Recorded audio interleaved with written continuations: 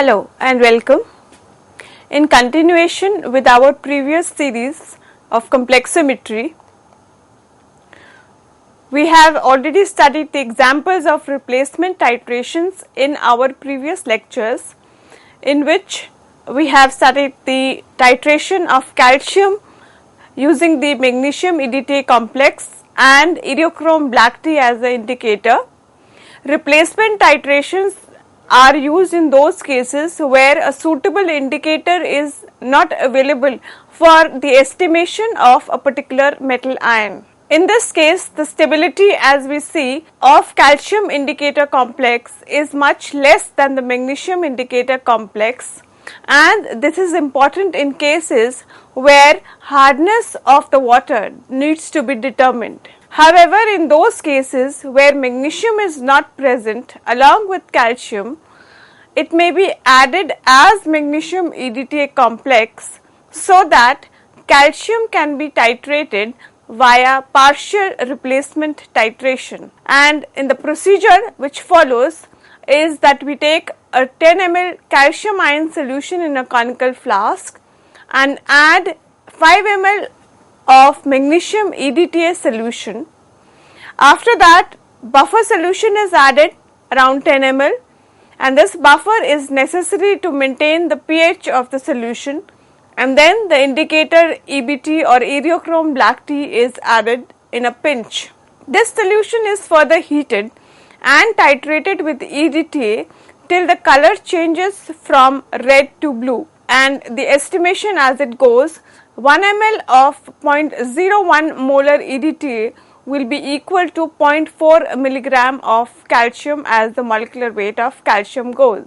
In a similar line, the titration of mercury ions can also be done with the help of magnesium EDTA complex and idiochrome black tea as the indicator, in which the mercury ion solution is taken in a conical flask and then the magnesium EDTA complex is added. After that, the methyl red indicator is added, wherein neutralization is carried out, and then idiochrome black tea indicator is added, and then the solution is titrated with EDTA from the burette.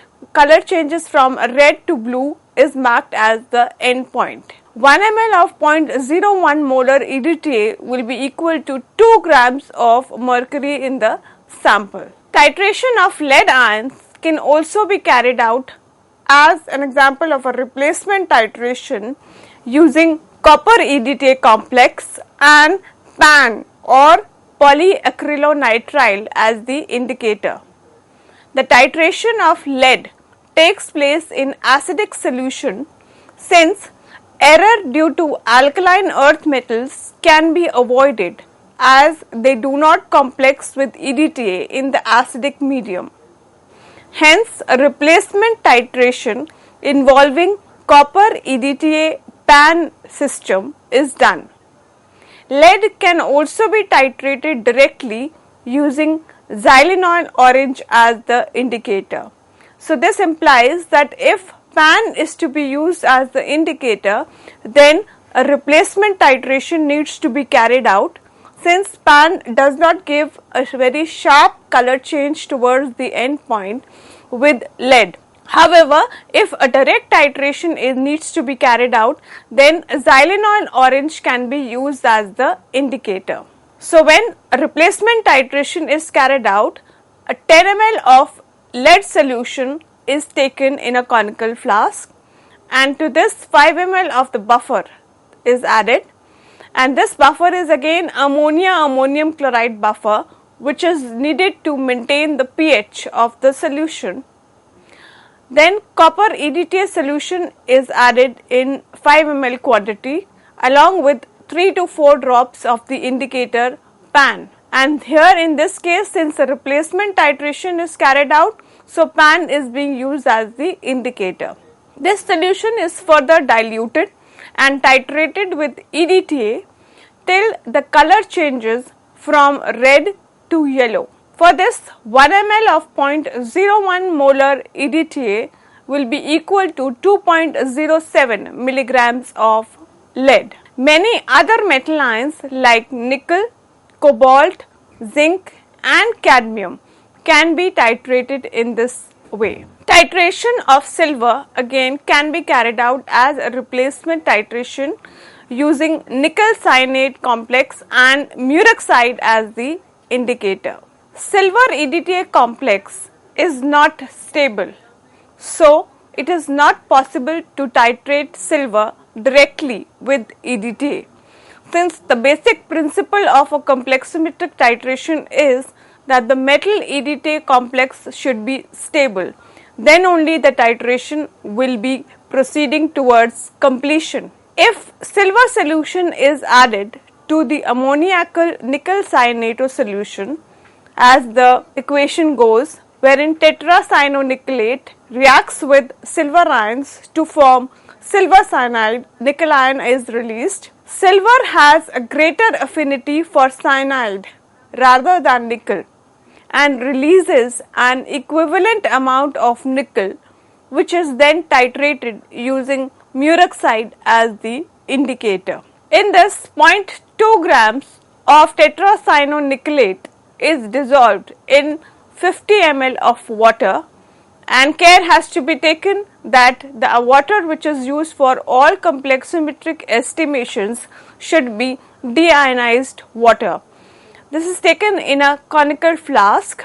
Then 10 ml of silver solution, 5 ml of buffer and few drops of muroxide indicator are added and titrated with EDTA till the color changes from yellow to violet. That is, the color change towards the end point is yellow to violet. And according to the calculations, 1 ml of 0.01 molar EDTA will be equivalent to 2.15 milligrams of silver. After we have studied replacement titrations, we need to know what are indirect determinations. Indirect determinations are based on the principle that if a particular ion cannot be titrated directly, then a complex of that ion can be made with another ion, which in turn can be titrated. That is, if a particular ion does not give a very sharp endpoint with a particular indicator, then its complex can be made with some other ion which can give a sharp endpoint with a particular indicator, and that is termed as indirect determination. Some examples of indirect determinations are as follows.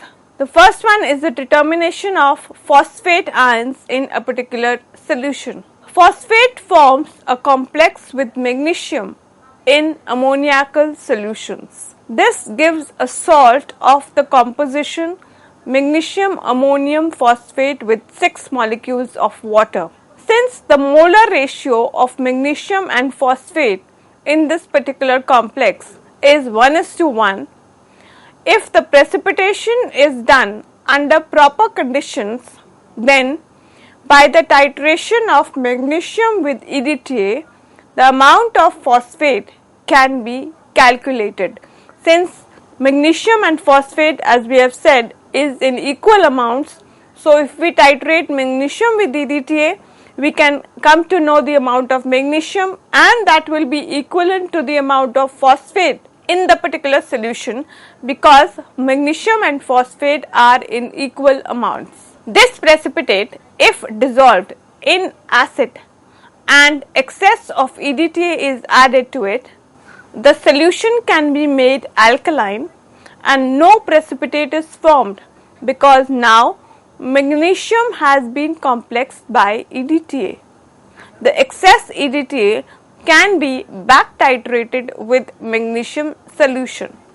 However, this follows a very tedious and long procedure. For the determination of the halogens like chlorine, bromine or iodine, the reaction between silver and potassium tetracyanonickelate also takes place with insoluble silver salts such as chloride, bromide and iodide. The solution needs to be warmed to increase the rate of dissolution of the compound. An indirect determination becomes possible for halogens after their precipitation as their silver salts.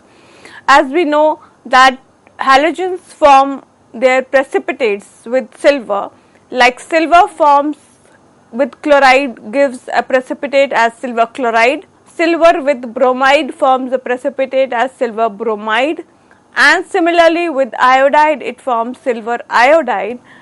Therefore, the solution needs to be first warmed so that the compound or the precipitate gets dissolved first. For the above determination, 20 ml of the halide solution is taken in a beaker and diluted to 100 ml with deionized water. 20 ml of the halide solution we understand by is either chloride or bromide or iodide, whichever has to be determined. Then 5 drops of nitric acid are added and the solution is heated to boiling. The purpose of adding nitric acid is to oxidize the halide to the respective halogen. The halide is then precipitated by a dropwise addition of silver nitrate solution. The remaining halide which has not been converted into the halogen is precipitated by silver nitrate, wherein silver nitrate reacts with the halide to give its respective silver chloride or silver bromide or iodide. The precipitate is then filtered through a filter paper of medium porosity. By the word medium porosity, we mean that a filter paper which can retain the precipitate of either of the silver halides and has a minimum or a medium pore size. In the same beaker, 100 ml of water is added, 5 ml of buffer of pH 10 and 0.3 grams of tetracyanonickelate is added in this solution. The precipitate is added into this solution and then it is stirred. Then after adding the murex-side indicator, the solution is titrated with EDTA till the color changes from red to violet. So in this case, the estimation of iodide, bromide or chloride is done with the help of tetracyanonickelate and using murex-side as the indicator, wherein the titration is carried out with EDTA and the endpoint is from red to violet. 1 ml of 0.01 molar EDTA as it is prepared will be equal to 0.70906 milligram of chlorine if chlorine is being estimated, 1.5982 gram of bromine if bromine is being estimated, or if iodine is being estimated, then 2.5381 grams of iodine. For multi-component mixtures, as we understand by the name multi-component, understand is where a mixture of many metal ions is there. And for the analysis of multi-component mixtures, one constituent is titrated first and after change in conditions, the next constituent is titrated and so on. That means the conditions required for the estimation of one particular constituent are different than the conditions required for the estimation of another constituent. So, if a multi-component mixture is taken or where more than two metal ions are involved, then the conditions, reaction conditions have to be changed as the titration needs to be proceeded. However, this kind of titration has some limitation, that a second indicator has to be added to the same solution, which sometimes give a mixed color at the end point. So, if another indicator has to be added, since one metal ion can be estimated by a particular indicator another metal ion can be estimated by another indicator. So if another indicator, a second indicator rather, has to be added to the same solution, then towards the end point, what do we observe is a mixed color change. So that becomes very difficult to measure, and this has a particular kind of a limitation in this case. Metals like bismuth, lead, zinc, copper and calcium, magnesium, that means these ions in combination with each other, can be estimated by these methods using two different indicators. Apart from complexometric titrations, potentiometric titrations and photometric titrations can also be carried out using EDTA. Potentiometric titrations involve those kind of titrations in which the potential is measured as the titration proceeds. That means if EDTA is being used as a titrating agent for titrating a particular metal ion, then instead of an indicator, the potential change as the titration proceeds is measured and curves are plotted according to which the slope of the curves gives us the end point of the titration. So in potentiometric titrations, an external indicator sometimes is not required. Similar thing goes for photometric titrations also. Photometric titrations are useful in cases where no suitable indicator is present. As we have mentioned in case of potentiometric titrations also, they are used in cases where no suitable indicator is present. By the word suitable indicator, we mean that either the indicator which is there, which is known, is blocking the metal, or it is not giving a sharp color change towards the end point. But the color change takes place when the metal EDTA complex is formed. If the color change of the indicator is not seen visually, if the color change towards the end point is not sharp, or if the concentration of the metal ion to be titrated is small. So photometric titrations are used in such cases where the indicator is not suitable or the concentration of the metal ion which needs to be estimated is very small, and therefore some sensitive method to determine the particular metal ion needs to be chosen. And by the word photometric, we mean the absorption of light to give color. So elaborating this in details, a photometric titration can be done with or without an added indicator. Titration without an added indicator is what we will first discuss. Some metal EDTA complexes are of different color than the free metal or the free indicator. For example, copper sulfate solution at pH 4 to 5 is slightly greenish blue, whereas the solution of copper EDTA complex at the same pH is deep blue. So in this case, where an external indicator is not added, then in that case metal EDTA complex itself is colored than the free metal or the free indicator, or for that matter the metal indicator complex.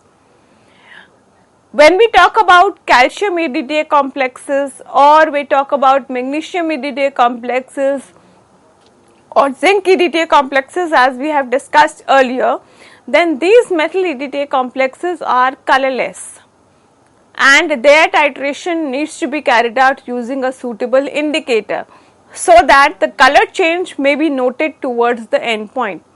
However, in some cases like copper, where the metal EDTA complex is colored, in that case photometric titrations can be carried out and an external indicator is not necessary to determine the end point.